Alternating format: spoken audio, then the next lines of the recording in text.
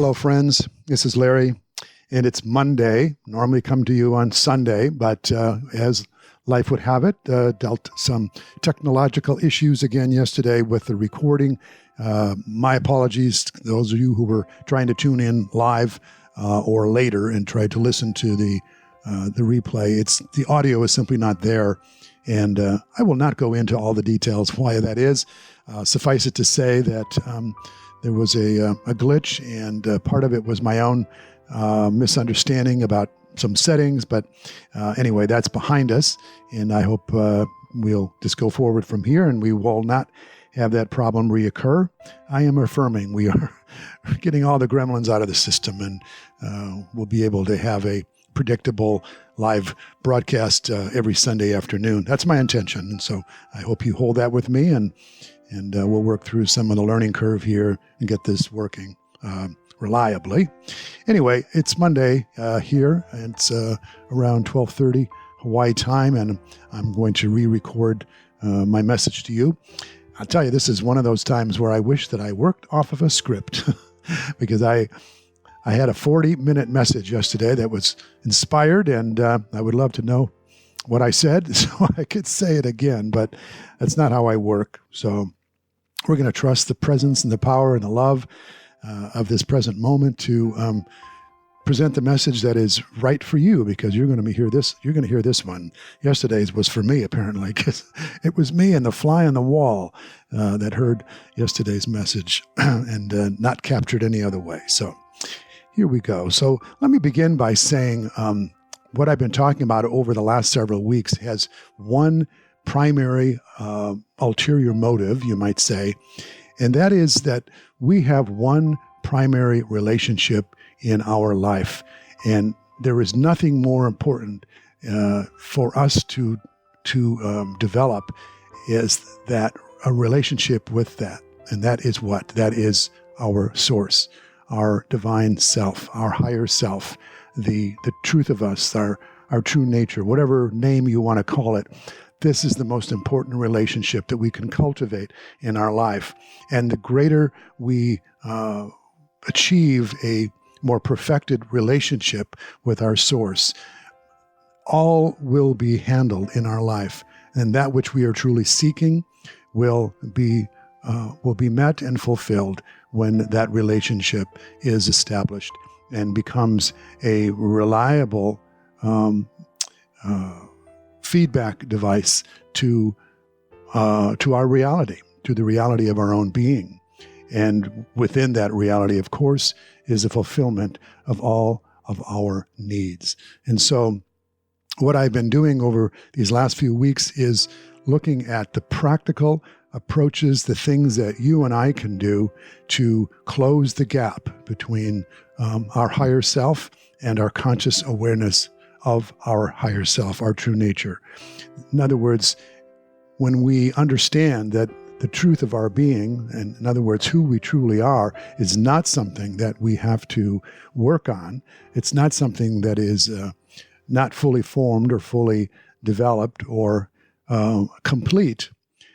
It is our awareness of that higher self, that our true nature, that is underdeveloped, that is not yet perfected. And so there is a blockage in the transmission, or there is a obstacle to the clear understanding, the clear realization of who and what we are. And it is that points to what we need to do as human beings with minds and hearts, and through the vehicle of our own awareness, become more skillful and more aware of those things that we can do that can enhance our connection with our source. And so, as we've been looking at the last several weeks, all of those methods and practices are designed to accomplish that. One goal is to enhance and perfect the relationship we have with our source. So just a quick review, because I know some of you may just be joining this for the first time, and it's also, I think, worthwhile to review where we've been and how we're sort of building this spiritual practice for the new year, for the new decade. And so we began with the idea of using meditation and gratitude. In other words, developing a daily practice of sitting in whatever posture that was comfortable for us, but the idea being to quiet our mind, to allow our thoughts to go dormant, to go fallow for a time. And there is such value in this. And of course, it's a time-tested practice. It's been prescribed by all religious traditions, all the mystical traditions at least, because the understanding is that most of the time, the majority of the time, you and I are just simply in our heads, and we're in our minds, and we're thinking, and we're scheming, and we're trying to figure out how to live the life as a human being on Earth, and with all of the dynamics and the challenges of that.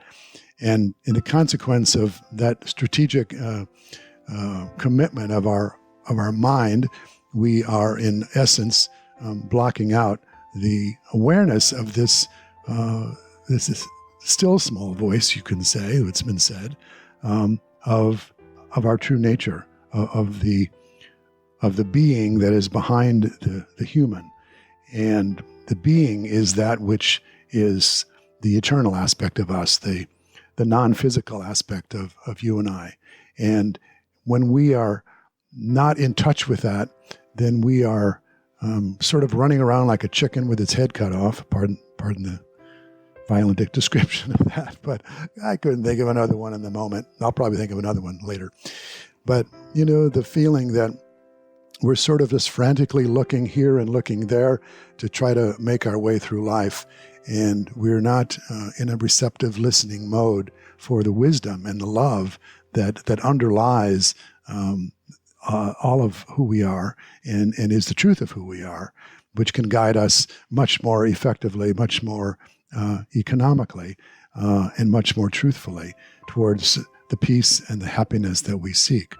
So, and the gratitude, of course, is very simple. How effective that is because instead of us, looking for what's missing or what's broken or what's not right in our experience, which is the default of the survival-based human mind, and where we come by that really honestly from our evolutionary progression, which had much to do with us surviving as a species, had us in vigilant and heightened alert for those things that could harm us, because those things that could harm us, of course, could interrupt the continuation of our species. And so we became very good at looking at what was missing, what could harm us, and gave little attention to taking inventory of those things that were good, that were positive, that were working in our life. And so we have this imbalance. And because we have this imbalance of being leaning towards the negative and being sort of glancing over the positive, we have to emphasize the positive appreciation of what's happening in our life in any given moment in order to bring that level of appreciation into a stronger state of our everyday consciousness. And to do so not only balances out the negative energy, which of course is very important for us when understanding as metaphysical, in the metaphysical laws of the universe, that remaining positive has powerful effects upon not only how we feel, but how life tends to show up and how we experience life. But it also is an approximation when we are feeling positive of our true nature, because our true nature already is a embodiment, and it's a constant stream of well-being. And so when we're being positive, or when we're being grateful, or we're looking for the good in our life, we are not just being grateful as some sort of a mannerly kind of way of attitudinal improvement, but we are actually putting ourselves in the realm of the divine, in the realm of all needs met, in the realm of all that I'm looking for is already within my own being. I've been created in the image and likeness of God, and in that creation, in my original state, I have nothing, there's nothing missing. I am whole and I am complete. And the recognition of that is the fulfillment of all that I desire. And so being grateful is more than just positive thinking and good feelings. It's actually moving us up the ladder of spiritual recognition, because it is putting us in the same consciousness as we would be in the enlightened state, and moving us more in the direction of having that more frequently in our experience. So I hope that you see that these practices are not just, they have depth levels to them. And the more we do them, what I'm finding, the more that I am grateful, the more that I am looking for the positive, the more that I am sitting and quieting my mind, the more I feel that I'm walking around with more of a sense of peace and well-being throughout my days. And I certainly hope this is your experience. And if it isn't, please continue to stay with the practice, because it does have a progressive cumulative effect. So then last week, if I'm remembering correctly, I talked to you about visioning as a feeling experience. And I even provided a handout, which is available on the website. For those of you that haven't got a hold of it, you can go to the website and go to the tab that says Offerings. And under the offerings, there's a tab that is named Resources. And if you open that page, it's there's only one item on there at this point, and it is this PDF document that describes the process of using emotion, using our feelings as a way of visioning our life. And this is so powerful. The reason that it's so powerful is it really allows the universe to take care of the matching of what it is that the feeling that we're wanting to have in our life with that which would bring it to us, instead of us doing it in the reverse way, which is the way that the surface mind, the ego, likes to do it. The ego has a very clear idea. It seems to know. It seems to know exactly what it wants that's going to make it happy. And so it goes out and, comes up with a desire or a particular material desire that was, with the intention that its acquisition of it or the elimination of something that it doesn't want is going to bring us peace and happiness. And of course, it has such a limited perspective, and it isn't rooted in high truth. It's only rooted in preferences and usually momentary considerations of what's missing in our experience. And so we find ourselves getting what we wanted and then still feeling like it's not quite it. And we've all had experiences like that. So this is a more mature approach, a more emotionally mature and spiritually mature approach. And so when we are looking for, let's say we're looking for prosperity in our life or abundance in our life, which is often what a lot of us humans are dealing with. We're needing more support. And so instead of going about and, like putting some dollar amount, on a piece of paper as a goal, or, making a vision board with a whole bunch of cash on it, which is a very popular way of doing it. Instead of doing that, we ask ourselves, if I were to have all the resources that I needed, I felt, then I would be feeling, what would I be feeling? And so it's the answer to that question that gives us the description of the feelings that are commensurate with the abundance, the prosperity that we're seeking. And so when I'm looking for more abundance in my life, and I think, what would that feel like? What comes up for me is freedom, because when you have enough, then there's a sense that you're not locked into some need to constantly be striving, to constantly be acquiring and accomplishing, because the abundance allows you to sort of move more easily and gracefully through life according to a higher order of priorities rather than just the acquisition of money. And so freedom is a big one, or it could be choice, which sort of goes hand in hand with freedom. If you have freedom of choice, then your life is more open. You're not sort of having to go down a particular path as the only way to realize abundance. That maybe your time and your energy and your talents are freed up to be an expression in the world in a way that it's more authentic, more what you truly are. So freedom and choice, and what else? Maybe a feeling of security, a feeling, maybe even it's safety, because depending on your finances, if you didn't have enough, you might be concerned about safety, that you have a roof over your head, or safety in regard to having enough to feed yourself or to feed your family. And so that would be another one. So bringing together all of these feelings that you would have if you felt abundant, then forms this feeling that you would then bring to your process. So, and I suggest you do this in the morning, although you could do it really any time of the day, but sometimes starting your day with this can be very empowering. And so you would sit and you would feel like, what does it feel like to feel free and to feel abundant and to feel like I have choice and to feel safe and secure. And if you have difficulty bringing up that feeling, then it's simply a matter of just bringing up an idea or a memory of a time in your life when you did feel abundant.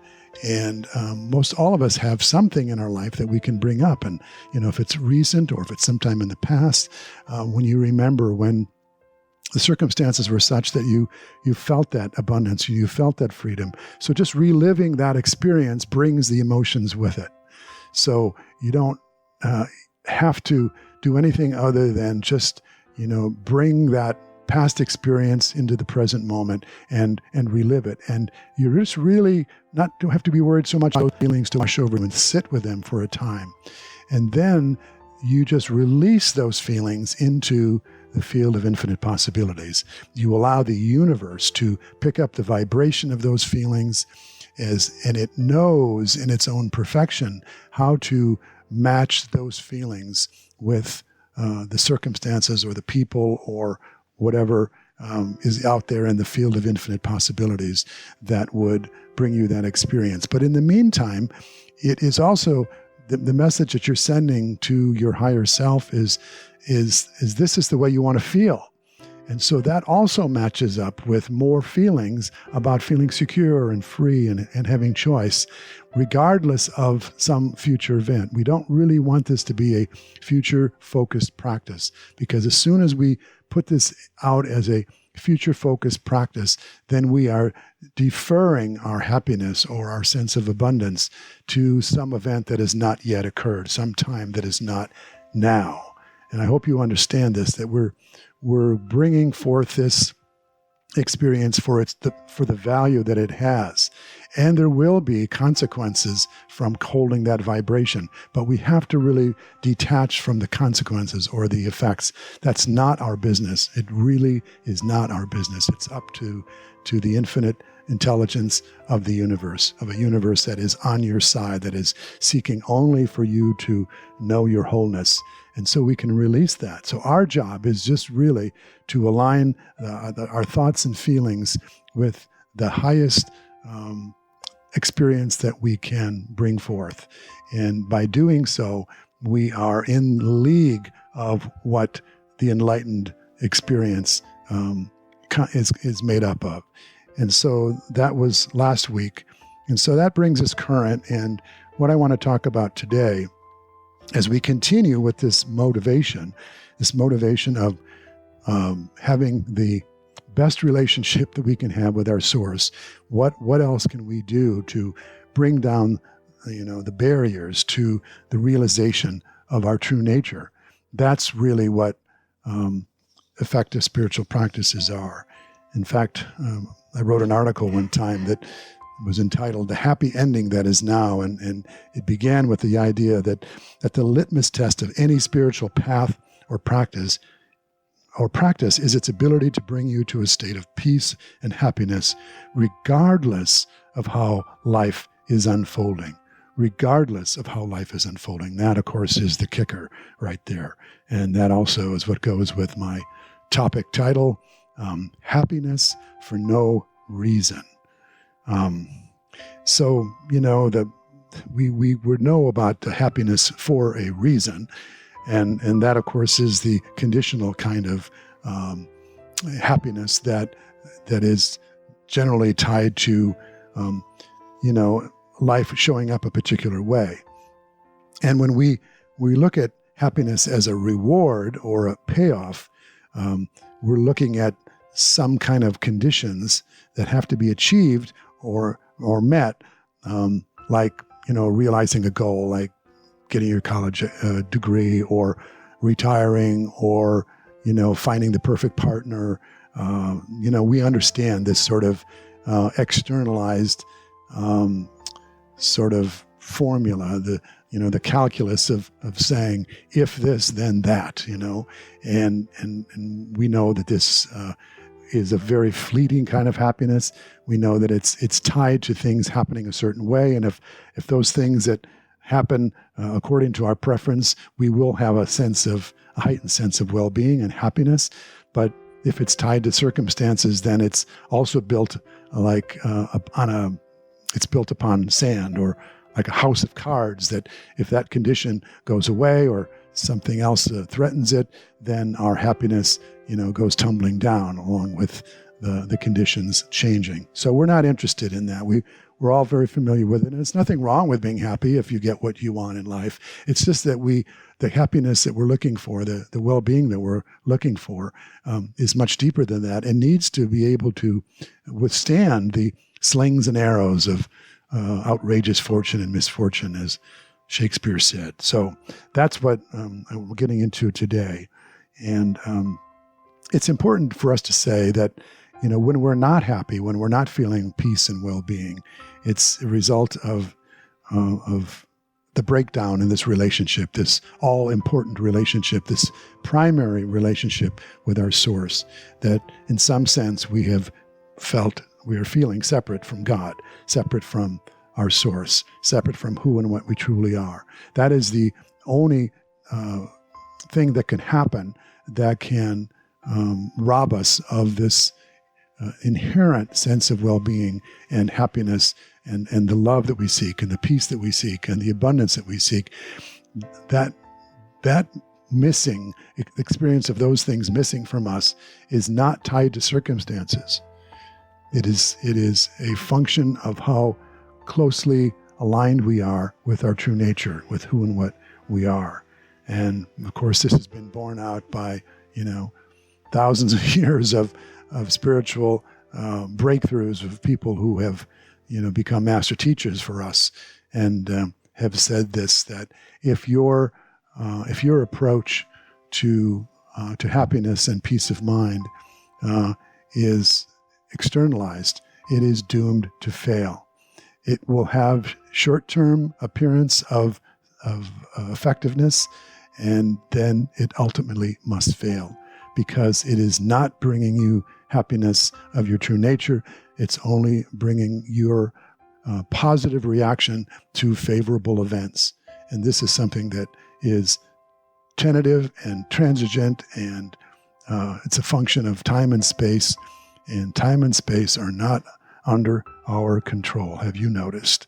Events in life come and go, and if those events are the arbiters of our happiness and well-being, then we are, really sort of we are stuck with a very conditional kind of well-being, and we're not interested in that. We've done that. We've been there. We've been through it. And we can do better, is what I said, I think, in my article this week. We can do better.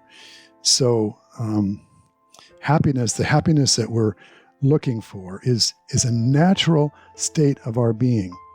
which underlies all of the drama of our lives. And it's an experience of our true nature. And when we stop seeking those conditions of what would make us happy, that is when we oftentimes experience this deep, profound sense of peace and well-being. When we sort of, in so many words, call off the search. When we call off the search for some enlightened moment in the future that is tied to events, circumstances, other people showing up in a certain way or people leaving us, when we call off that whole agenda, that whole strategy, that whole externalized strategy for happiness, that is when we are now getting in the domain of spiritual well-being, spiritual realization, in which the happiness and the peace that we're looking for can be realized. And it cannot be disturbed. As it says in the Bible, nothing can disturb the calm peace of my soul. You may be upset on the outside. Your mind and even your body can be upset by the circumstances and the conditions of life. But you're more than that. We are here to recognize that we are more than these body minds. And the more we can realize that, the more we know the source and the strategy of realization of the peace and the happiness that we're seeking is going to be found as an inward path, not as an outward path. So let's say a couple of things in terms of spiritual practice around how we realize our true nature when we become more clear, when we become more resolute in our intention to find happiness where happiness lies.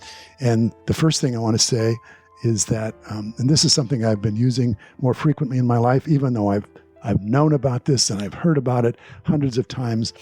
I don't know if you're like me, but you just forget, and the practice, you leave the practice behind, even though you know it works, you know it's smart, you know it's effective, and suddenly you just find yourself ignoring the practice. And the practice is simply this: it's staying in the present moment. Just being here now, just bringing your awareness to this moment. And obviously the reason that we need to do that is because we don't do that most of the time. Most of the time, our mind and our thoughts are on something that's happened in the past, and there can be a whole litany of reactions to that, which has to do with maybe regrets or review or whatever. And many even if it's whether negative or positive, it doesn't really matter, because it's a time that doesn't exist. It's not the reality of, it's not connecting us to the reality of our being. The reality of our being is only here. It's only now. There is no reality of our being yesterday. And of course, then the other side of that tendency is to be focused on the future. And that future focus can be anticipation. That could be positive or negative. It can be looking forward to something, hoping for something in the future that's not here now. It can be anxiety about the future, concern for, how are we going to be tomorrow or the next day or next year, or, whatever it is, the uncertainty about the future, regrets around the past. And this is what occupies so much of our mental energy, and where we are domiciled in consciousness. And to do so is an absolute guarantee that we will not be closing the gap to who and what we are. We will not be any closer to the source of our well-being when we're in the past and the future. So just being in the now moment. And I'll tell you just a real recent example of that. Yesterday, when I finished doing the message that I was going to be sharing with you, there was a live streaming message. And after completing it, and I felt very good about it. I felt that, the message had come through very clear, and I was grateful, and I felt very fulfilled and authentic and on purpose. And then I saw very quickly that there was no recording file that had, and when I replayed it, there was no sound. And it was just devastating. I was extremely upset, frustrated, angry with the world, angry with myself for whatever I missed, and allowing that to happen. And I mean, we've all done stuff, and we've had things happen. And when we invest a lot of our purpose in it, like this is my life purpose, and how could this happen? And it's happened before, and blah blah blah blah blah. And I was a mess, and that lasted for about a half hour, and then this awareness came over me. I said, I've just got to be here right now. And I just intentionally said, I'm coming into this moment. I'm coming into this moment. I'm being here now. And as I did that, I just watched as all of that angst and all of that tension went away. And then, of course, a few minutes later, I remembered what had happened. And what was that? Remembering what happened is being in the past. And then the anxiety came back, and the frustration came back, and this yucky feeling came back, and the guilt and the upset and all that. And I went, okay, wait, no, let's just come back here. Let's come back here to this moment. And I came back into the moment and just felt that I'm okay. I am absolutely okay right here, right now. And then a few minutes later, I thought, I've got to redo this whole thing tomorrow. And I was planning on having a day with Denise tomorrow and Monday. And so then I was back into being angry and frustrated. Do you understand? Whenever I was going into the past or going into the future, I was suffering. And I had brought myself back again into the present moment and just said, wait, I'm fine. It's okay. I trust that I have this capacity. When I'm in the present moment, I feel this incredible capacity to be with life. It just feels like I just expand in my sense of willingness and wisdom and capacity. And there's no fuss, there's no yearning. It's just like a sense of wholeness and well-being. And it's in this state, in the present moment, that I can do one other thing, and that is to let in all that is good. All that is good. That's when I can be grateful again. That's when I can look for the positive. And as I was doing that yesterday, I was thinking, this is a powerful teaching device. Not just a teaching device from learning about the technology and what went wrong in this situation. Not that kind of learning, although that of course is valuable too. But the learning of that, what I'm trying to teach and learn myself, which is that life does not have to go a certain way for me to be okay. And isn't that what you're trying to do too? Don't you know that it's not what happens to us in life, but how are we being with what's happening in our life? How are we being with what we're having in life that determines the quality of our life experience? I mean, that really is the litmus test of our spiritual practice. And so this was a perfect example for me to say something that would really hit me hard. And I mean, it wasn't obviously life-threatening. It wasn't, Denise going to the hospital or, anything like that. But there was a lot of investment in it, my heart, my soul, my purpose. And I felt guilty, all of that stuff came up and kind of ashamed of myself, And so by just coming back into the moment, all of that those negative emotions they sort of dissolved. And it was only when I thought back about what had happened or looked in the future for what I was going to have to do to make up for it, that the suffering came back again. But back in the present moment, knowing that I'm okay, and seeing what's good and what is the lesson. There's always a lesson in life. There's always some learning. If nothing else, it's like I have discovered a greater capacity that I have to deal with disappointment, to deal with life not turning out the way I think it should. And this is going to be our journey, folks. As Jesus and the Buddha said, 10,000 joys, 10,000 things that go wrong. Don't judge by appearances, trials and tribulations. It's part of the human journey. I mean, this is just the way it's going to be. So if that's the way it's going to be, there's going to be ups and downs and, things that work and things that don't work and things that, function well and things that break down. That's the nature of this phenomenal world, this temporal world. It's designed to have ups and downs. And the contrasts here are extraordinary. And if we see those contrasts as being challenges that defeat us, then we are only relying upon our very human, limited resources. And you and I are really here to discover the deeper resources of our spiritual nature, which has capacity to be with life no matter what life hands us, and for us to still remain centered and to know that we fundamentally are still okay. We're still fundamentally whole and complete, and that nothing can disturb our soul. Nothing can knock us off center of who and what we truly are.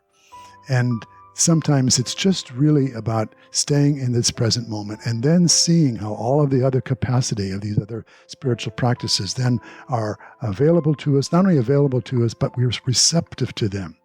They're accessible. We are accessible. Our consciousness is accessible to the higher truths when we are in this moment. And we allow the lessons to reveal themselves. The lesson of just saying, when I'm in the present moment, I'm feeling okay. And really in this moment, whatever moment you're in right now, you are okay. There may be situations in your life that are challenging. There may be, your body may be being challenged. Your financial well-being may be being challenged.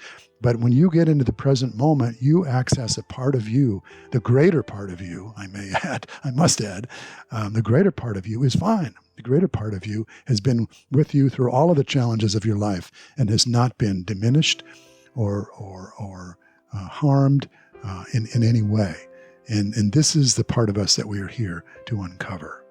So I said a lot today, and I know that sort of packed several lessons in terms of review into one, but I felt it was important to string all of this together, because what I'm hoping for us is that we develop a very solid spiritual practice with strategies that really keep moving us into improving on this relationship with our source, the one presence, the one power that we know to be who we are, what we really are.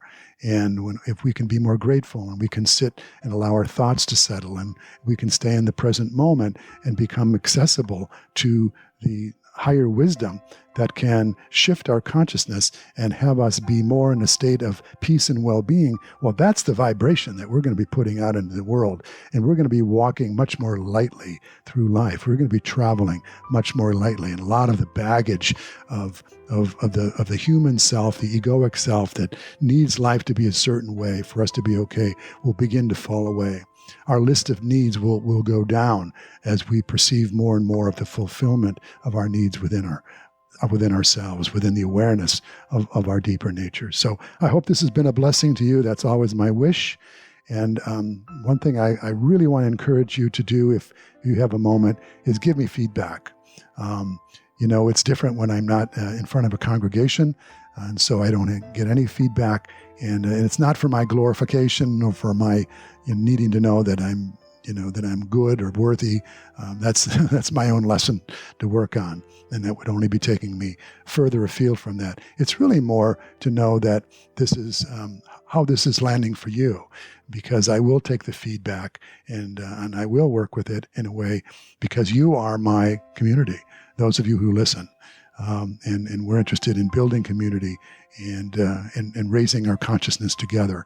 And when I hear back from you, then we sort of close the loop and also close the gap on the separation that is apparent, at least in the way that we are operating in the material universe. So if you're up for that, drop me a line, an email, or a text, or however you like to communicate, Facebook Messenger, whatever, and let me know. And I will be seeking that sort of feedback in the future. And I'm also open to topics for suggestion. I'm sort of just allowing that to sort of arise organically. But if you have ideas for topics you'd like to hear some conversation around, some discussion around, let me know. But other than that, I just wish the very best for you. And I see you growing spiritually. I see you waking up a little bit more each day and finding the inward path that brings you a greater realization of the love and the beauty and the truth that you already are. May it be so ever increasingly with each moment. Namaste, my friends.